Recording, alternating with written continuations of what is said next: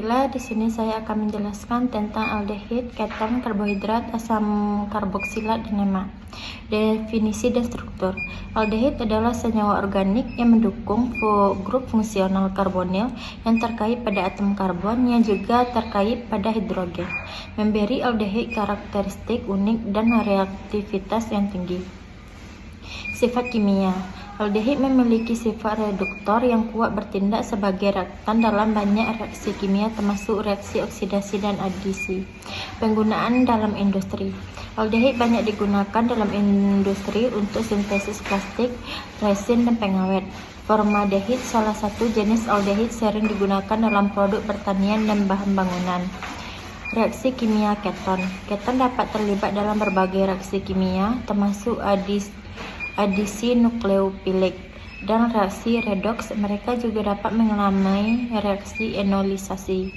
Aplikasi keton dalam kehidupan sehari-hari. Keton digunakan dalam berbagai bidang seperti parfum, industri makanan sebagai pelarut, dan dalam produksi farmasi untuk sintesis senyawa bioaktif.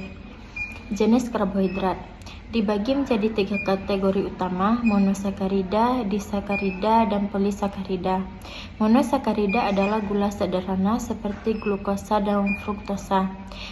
Disakarida terdiri dari dua monosakarida, contohnya sukrosa dan laktosa.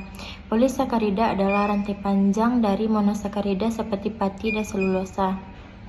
Fungsi dan manfaat. Karbohidrat berfungsi sebagai sumber utama energi bagi tubuh. Mereka juga berperan dalam metabolisme sel dan penyimpanan energi serta mendukung fungsi dan sistem saraf. Sumber karbohidrat dalam makanan meliputi biji-bijian, buah-buahan, sayuran, dan produk susu. Makanan olahan juga mendukung karbohidrat. Karakteristik dan struktur. Asam karboksilat adalah senyawa organik yang memiliki grup fungsional min-COOH. Mereka umumnya bersifat asam dan dapat larut dalam air. Contoh umum adalah asam asetat dan asam sitrat yang memiliki berbagai fungsi dan biokimia.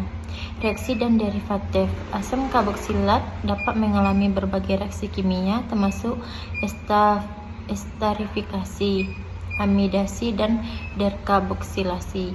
Derivatif asam karboksilat seperti enta dan amida juga memiliki aplikasi penting dalam industri kimia. Penggunaan dalam sintesis kimia.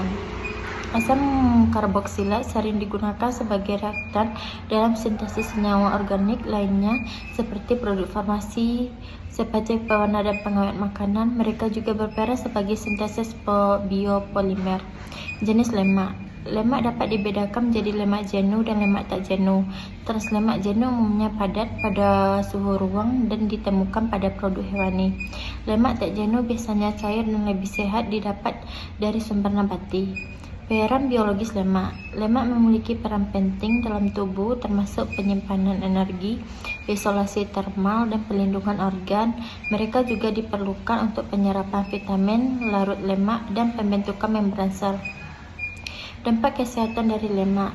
Konsumsi lemak dalam jumlah yang seimbang penting untuk kesehatan. Lemak jenuh dan trans dapat meningkatkan risiko penyakit jantung, sedangkan lemak tak jenuh dapat memberi pemanfaatan untuk kesehatan seperti pengurangan peradangan.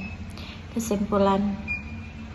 Pemahaman tentang senyawa aldehid, keton, karbohidrat, asam karboksilat, dan lemak sangat penting bagi ilmu kimia dan aplikasi industri. Dengan pengetahuan ini, kita dapat lebih bijaksana dalam pemanfaatan dan pengelolaan senyawa tersebut.